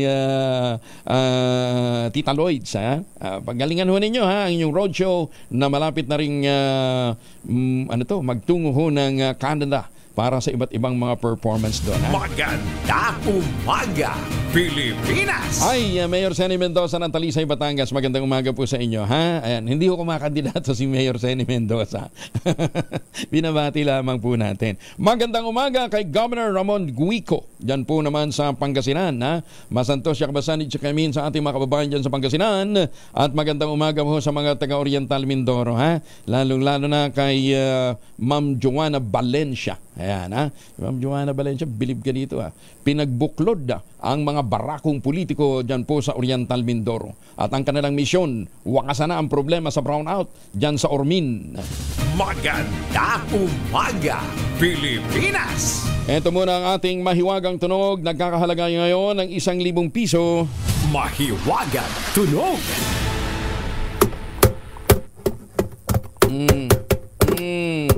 Yung isang item dyan ay ginagamit sa construction ng bahay. Pwede rin opisina. Basta ginagamit sa construction. Gawa sa bakal. Yan ha. Tapos, ang prinsipyo is pinukpok. Pagka naman hindi nyo pa nakuha yan, giveaway na nga eh. Yung pangalawang item, yun ang abangan nyo. Ang inyo pong masagot, ipapadala po ninyo sa 0919-282-6485. Sundin ang tamang format po ng pagtatext sa empty space, name slash, other slash, contact number slash, at ang inyong sagot. Isang beses lamang po maaaring mag-text sa ating text line gamit ang inyong mobile number. Sa mga sasagot online, kinakailangan meron po kayong sharer badge. Ulitin natin, ha? Isang beses lamang po kayo sasagot. Otherwise, mai-invalidate po yan. Parang pagboto ho natin sa eleksyon. Ang senador, 12. huwag susobra. Yan, ha? Ngayon, para ho naman sa party list, dahil marami ho yan, punta kagad doon sa likod na page, ano ho? 155 po yung mahigit 150 pala, hindi 155 ba? Basta 150 plus yung mga party list na nakalista dyan. Hanapin nyo na kaagad. Halimbawa, number 72, ang kumadron na party list. I-shade nyo yun, pagka na-shade nyo yun, lipat na kaagad. Wag na hong ibang shade pa, mag-shade ng iba dahil may invalidate ang inyong balota. Maganda umaga, Pilipinas! Deployment ng malaking bilang ng LTO enforcers sa SLEX ipinagutos ni Asek Bigor Mendoza. Dahil ho sa welga ng mga empleyado ng Expressway. Detalye ng balita mula kay Bal Gonzales, RH5. Bal. Kuya Angel, enforcers na ng Land Transportation Office o LTO ang mga ngasiwa sa daloy ng trapiko at kaayusan sa South Luzon Expressway sakaling pumalawig pang sinasagawang welga ng mga empleyado ng SLEX. Itong inihayag ngayon ni LTO Assistant Secretary Vigor Mendoza II kasabay ng utos na deployment ng malaking pwersa ng enforcers sa SLEX at iba pang mga expressway sa buong Luzon na pinangangasiwaan ng San Miguel Corporation. Layunin nito, ani Mendoza, na tiyaking hindi maapektuhan ang mga motorista ng isinasagawang welga ng mga enforcers ng SLEX, lalo pat nalalapit ng exodus ng mga uuwi ng probinsya dahil sa Semana Santa. Batay sinilatag na plano ng LTO, mga tauhan ng ahensya mula sa Region 1 at Region 3 ang i-deploy sa T-Plex habang ang NCR Enforcement Team naman sa Skyway at ang LTO Calabar Zone ang magmamando sa SLEX sa Pilanpang SMC Operated Expressway sa Southern Tagalog. Bagamat umaasa si Mendoza na matatapos ng welga ng mga SLEX employees, pero nais-ani ang matiyak ni Transportation Secretary Vince Dizon na walang aberya at ligtas ang pagdaan ng mga motorista sa mga expressway lalo na ngayong Holy Week. Ako si Bal Gonzales, DZRH Zona sa Pilipinas, sa Pilipino. Maraming salamat, Bal. Samantala, nagbunga na naman ang epektibong kampanya ng Agri-Party List Representative na si Wilbert Manoy Lee na madagdagan ng benepisyo para sa mga miyembro ng PhilHealth. Ito ay matapos alisin na ang 45 days na naunang limit ng PhilHealth sa hospital confinement ng mga miyembro at ng kanilang mga dependents.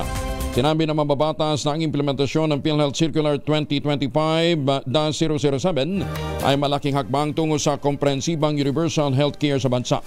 Ayon sa kanatawan ng Agri-Party List dahil sa pag-alis ng 45-day hospitalization cap, hindi na nangangamba ang mga PhilHealth members sakaling ma-confine sila muli nang wala sa oras. Gayunman nangako din si Lee na higpit niyang i-monitor ang implementasyon ng bagong patakaran. Nananawagan naman ang House Committee on Overseas Workers Affairs Chair na si Judas Sidre sa mga butante ng Pasig, huwag iboto ang kandidato sa pagkakongresista na si Christian Ian Sia na nagsabi sa isang campaign rally na pwedeng sumiping sa kanya ng isang beses kada isang taon ang mga solo parent kung sila'y may regla pa. Lupit din itong yabang ano ha. Ayon kay Sidre, isang House Assistant Majority Leader, kailangang maging mapanuri ang mga botante sa kanilang mga pipiliin, huwag iboto ang mga bastos na mga kandidato, walang galang sa mga individual. Tinukoy na Sidre ang bastos na lengguwahe ni Sia at sabi niya, clearly the language alone, the fact na sinabi niya ito is for me very offensive sa ating mga kababaihan. Hindi rin na niya dapat binabaliwalang naturang issue, lalo na ngayong panahon ng eleksyon. Nagpahayag naman ang kagalakan ng number 1 nominee ng Action Dapat Party List na si dating Agrarian Reform Secretary Nani Bagranza sa hakbang ng Department of Agriculture. Makaraang ipag-utos nito sa mga pork retailers na i-display ang product details ng kanilang supplier upang malaman kung sino ang nagbebenta sa kanila ng mataas na presyo ng karne sa kabila ng pagtatakda ng Maximum Suggested Retail Price o MSRP. Sinabi ni Braganza na ang naturang hakbang ay magsisiguro sa mga mamimili na nabibigyan sila ng sapat na suporta galing sa pamahalaan. Bagamat 39% lamang ang tumalima sa MSRP ng baboy ayon sa report ng DA, nakatutuwa naman na binibigyan ng aksyon agad ang naturang kakulangan. Una rito na pag-alaman ni Braganza na ilang retailers pa rin ang nagbebenta sa halagang mas mataas sa MSRP. Naniniwala ang Aksyon Dapat Party List na kailangan i-intensify ng DA ang ganitong matinong pamamahala. Presyo ng ilang klase ng isda tumaas naman sa nakalipas na linggo, partikular na sa La Huerta Public Market sa Parañaque. Detalye ng balita mula kay Giselle Ricoport, RH15. Giselle, good morning. Good morning, Kuyang Angel. 20 pesos hanggang 30 pesos na kada kilo ang iminahal ng ilang klase ng isda dito sa Luerta Public Market, Parañaque City. Sa nakalipas na isang linggo lamang, ngayong papalapit na ang Holy Week. Ang galunggong 300 ang kada kilo ngayon mula 280 kada kilo. Ang matambaka 320 kada kilo mula sa dating 300. Ang alumahan naman 360 pesos ang iminahal mula sa dating 310 pesos kada kilo hanggang 320 pesos kada kilo, habang ang bisugo 400 ang kada kilo ngayon mula 380 pesos. Ang salay ginto nagmahal din sa 300 mula sa dating 280 kada kilo. Ang yellowfin 360 ngayon mula 310 kada kilo hanggang 320 pesos kada kilo. Habang ang tanigi naman mahal din sa 400 kada kilo mula 380 pesos kada kilo noon. Nakapako naman ang presyo ng tilapia sa 160 kada kilo. Gayun din ang bangus na 200 ang kada kilo ngayon at ang pampano na mahal pa rin sa 400. Habang nagmura naman ang dalagang bukid sa 320 kada kilo mula 360 pesos kada kilo, habang ang tulingan 170 ngayon. Malaki ang ibinaba mula 240 pesos. Ang tambakol 160 kada kilo mula 240 kada kilo. Ang hipo naman 520 ngayon, mahal ng 20 pesos kada kilo mula sa dating 500. Ang pusit naman 400 ang kada kilo ngayon mula dating 380 pesos kada kilo. Sa karne ng baboy, mahal pa rin yung liempo sa 400 ang kada kilo kung ikukumpara yan doon sa ipinatutupad ng Agriculture Department na maximum SRP, habang yung kasimat pigi naman pasok dyan sa MSRP na 350 pesos kada kilo dito sa pamilihan, habang 300 naman yung kada kilo ng parehong buto-buto at pata. Sa laman ng baka, 500 ang kada kilo ngayon, ganyan din yung presyuhan noong nakalipas na linggo. Ang ribs naman niyan ay 400 din ang kada kilo ngayon. Sa manok naman, 5 piso ang iminahal ng kada kilo ng whole chicken. 170 pesos noong nakalipas na linggo, 175 pesos na ngayon. Ang gita, pecho at pakpak, ganyan din ang presyuhan, habang ang atay balunan, 220 pesos naman ang kada kilo. Ang binabantayan naman nating bawang, tumaas pa ang kada kilo sa 180 kada kilo ngayon, habang ang kamatis, 48 pesos ang kada kilo, mula sa 60 pesos kada kilo noong nakalipas na linggo. Nakapako naman yung presyo ng sibuyas sa 120 kada kilo, gayon din ang luya na 200 ang kada kilo ngayon, habang ang ibang gulay wala namang paggalaw sa presyuhan. Pero ang sabi ng mga retailer, kagaya ng iba pang klase ng isda ay asahan ng tataas pa ang presyuhan habang nalalapit ang paggunita sa Semana Santa o Holy Week. Ito si Giselle Ricaport para sa DZRH sa Pilipinas, una sa Pilipino. Maraming salamat, Giselle Ricaport. Pero dapat din ho siguro ma-check natin yung mga binibenta dyan. Baka yan ay mga frozen meat na smuggled naman. Magandang umaga ho sa mga namumuno dyan sa Wangwi Market. Itong Wangwi Market pala ang may-ari niyan ay isang konsihal, si Councilor Manguera, Wangwi Manguera. Ang tanong, Councilor, kayo ba'y nakapag-submit na ng mga kinakailangang dokumento para po sa business permit? Balita ho namin, hanggang ngayon wala pa rin ho yung DNR clearance, LLD clearance, pagkatapos sasabihin nyo, inuupakan kayo dahil sa ito ay politically motivated. Politically motivated, hindi kayo nagko-comply sa requirement.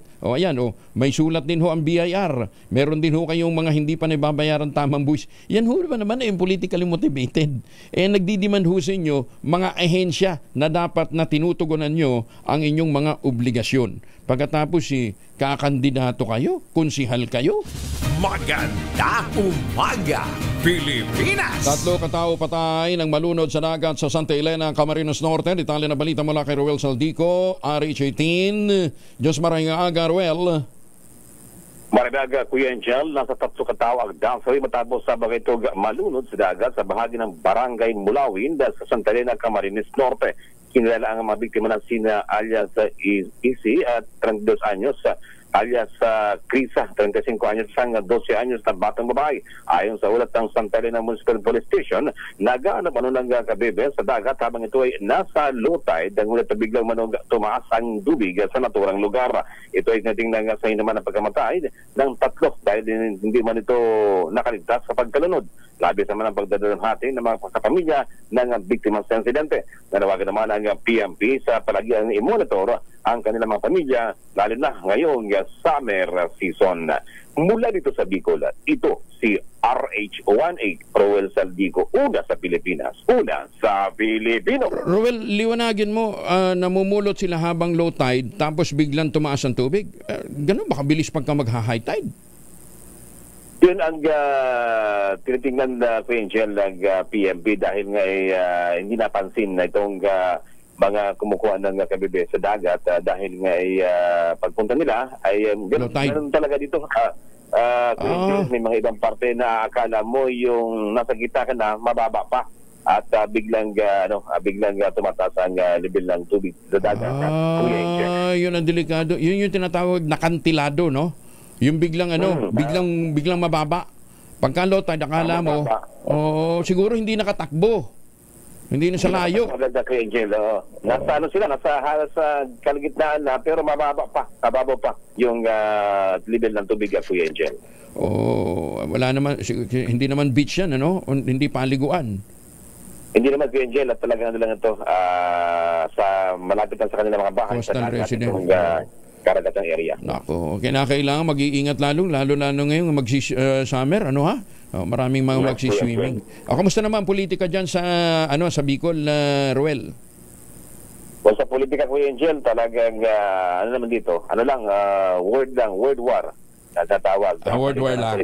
At walang masyadong sana na mawala namang yung sakitan at yung nakaraang mga eleksyon doon sa may bahagi Masbate at Albay ay merong mga insidente ng ano pa man. Pero ngayon, Kuya Angel, sa pagtutulungan ng PMP at ang monitor ng Philippine Army ay wala naman masyadong mga insidente ng dito sa eleksyon, Kuya Angel. Marami bang walang kalaban?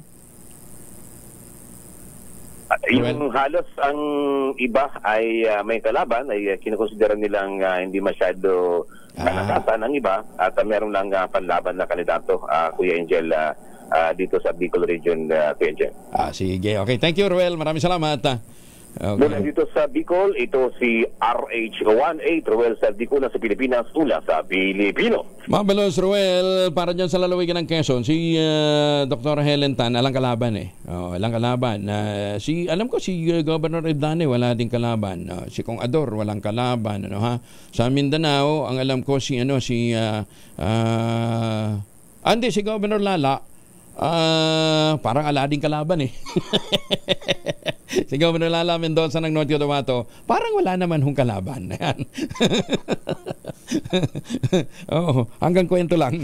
Maganda umaga, Pilipinas! Oras mo na sa buong kapuluan, alas 5:40. Oras na para tayo mag-ultabayo. Ano ba itong ultabayo? Ang ultabayo po ay postbiotic with Lactococcus lactis strain plasma. Ito po ay dumaan sa mahabang clinical trial dyan po sa Japan.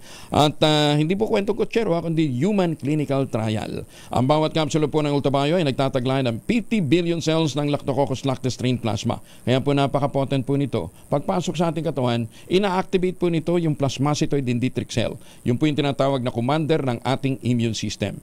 Ayan po nagtataboy ng mga toksin sa ating katawan at kaya napapalakas po nito muli ang ating immunity laban po sa iba't ibang mga sakit. Nakatutulong din ito para magkaroon tayo ng magandang tulog, nalalabanan ng puyat, pagod at stress. Ang ultabayo po ay rehistrado sa Food and Drug Administration, halal certified. Available po ito sa Mercury Drug, Amesco Drug, Passment Pharmacy, John's Pharmacy at Curamed. Kung meron pa po kayong mga katanungan, mag-text lamang po sa 0917-110-6580. Ilan lamang ho yan sa mga benepisyo ng ultabayo. Ang ultabayo po ay hindi gamot at hindi dapat gamitin panggamot sa anumang uri ng sakit. Maganda umaga, Pilipinas! 41 na makalipas ang alas 5 na umaga. 47 na makalipas ang alas 5 na umaga. 106 Trabaho Party List, titiyakin ang kaligtasan ng mga manggagawa sa sakunat sa kalamidad. Detalye ng balita mula kay Edniel Parosa, RH52. Edniel, good morning. Isusulong ng 106 Trabaho Party List ang pinaigting na workplace safety para sa mga manggagawa upang maging handa sila sa oras ng sakuna.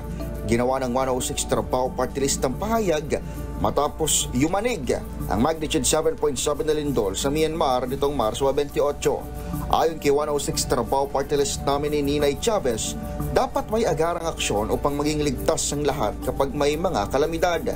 Sabi ni Chavez, itataguyod ng Trabaho Party List ang mahigpit na pagpapatupad ng building code, regular na pagsasagawa ng mga fire safety drills, pinaigting na risk assessment at pagsasanay sa mga empleyado pagdating sa disaster response. Inihayag ni Chavez ng 106 Trabaho Party List na layo nilang maprotektahan ang mga manggagawang Pilipino sa harap ng mga sakuna. Dagdag ni Chavez ng 106 Trabaho Party List, mahalagang istriktong ipatupad ang building code at ang iba pang protocols para sa kaligtasan ng mga empleyado. Importante ang paghahanda sa mga kalamidad, lalo na't ang Pilipinas ay isa sa mga bansang pinakamadalas kung makaranas ng mga pagyanig.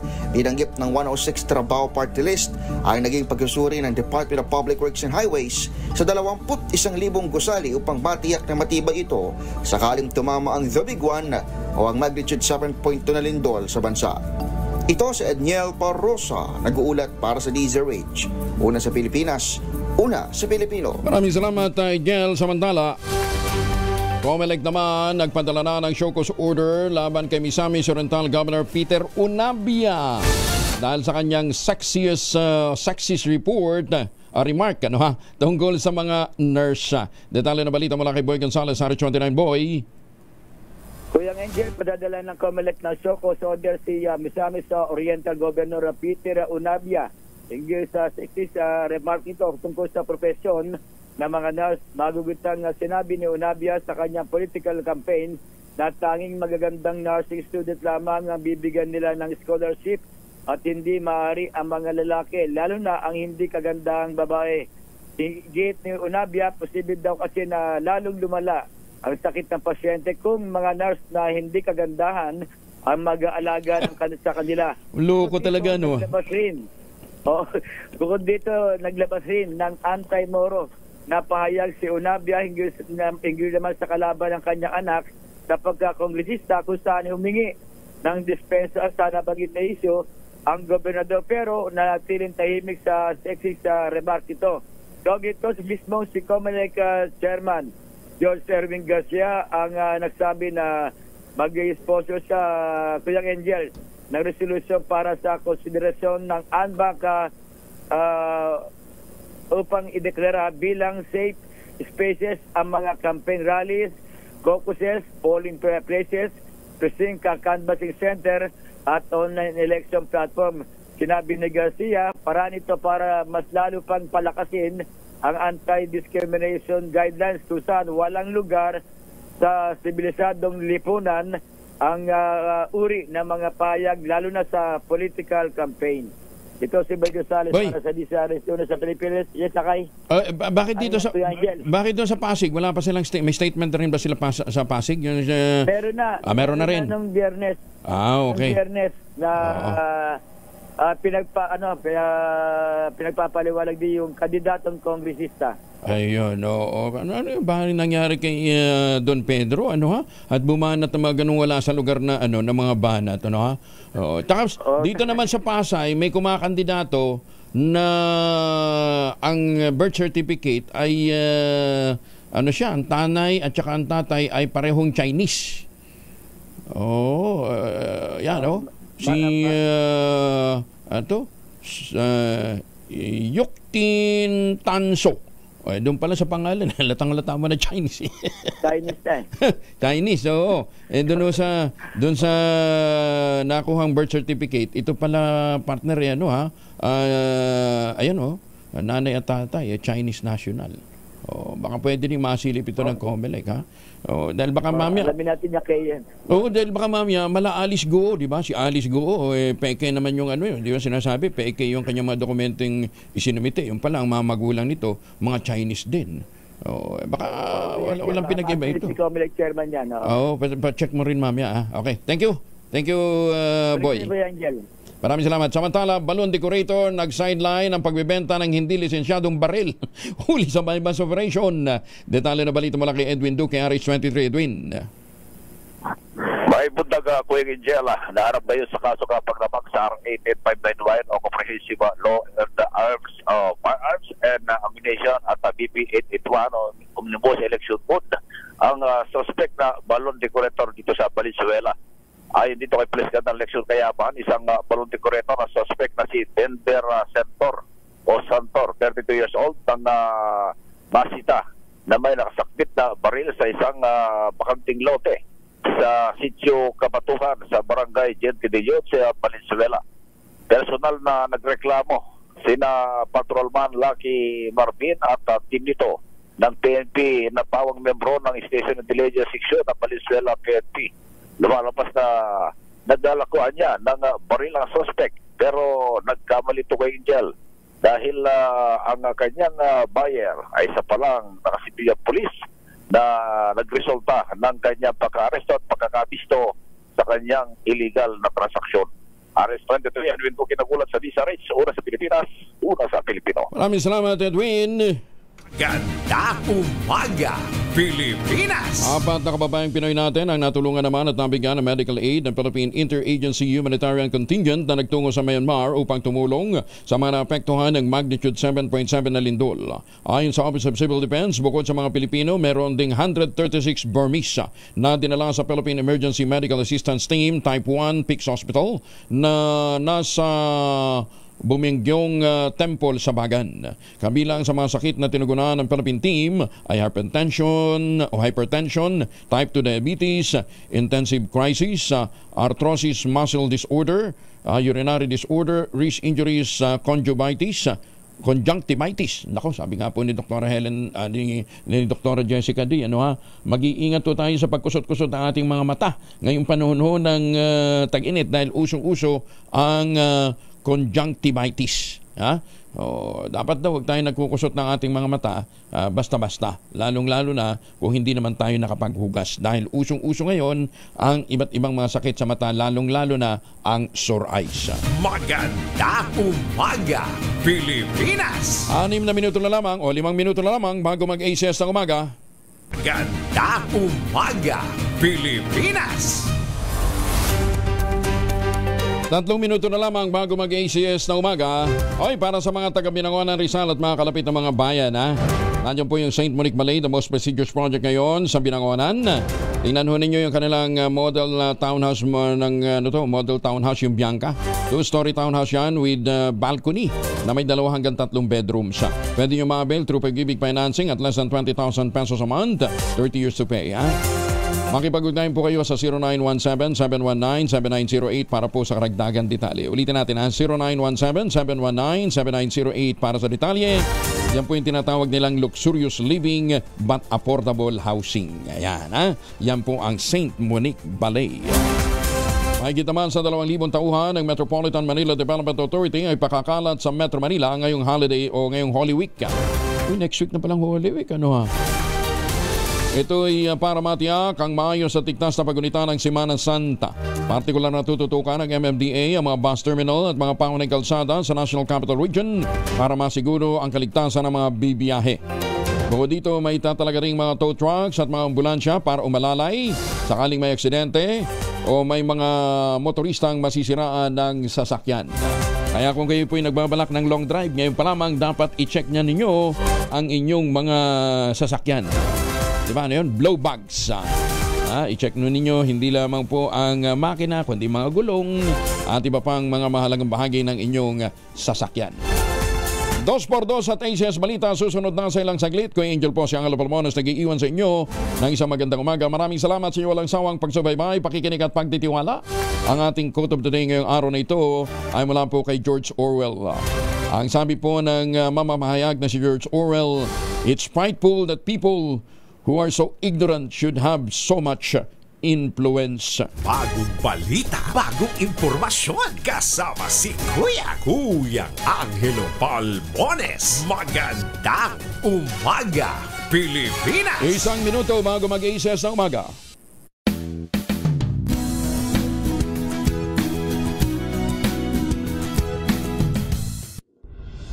Tuloy-tuloy ang